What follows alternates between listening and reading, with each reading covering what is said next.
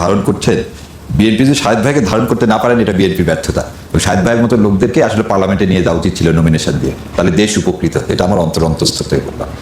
এবার দ্বিতীয় কথা বলি, একটা কথা বললেন উপমহাদেশে ধর্মকে রাজনীতিতে ব্যবহার, এটা নিয়ে আমার চরম অবজেকশন।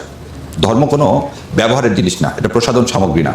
এটা যারা করবে, ওই আমরা অনেক সময় বলি না, এটা যারা করবে তারা ঠিক যে ফলটা সেটা পাবে। এবং কিভাবে বোরকা নিয়ে আসছে। এবারে আপনার এখানে বলি যে আর একটা জিনিস বলে রেওয়াজ।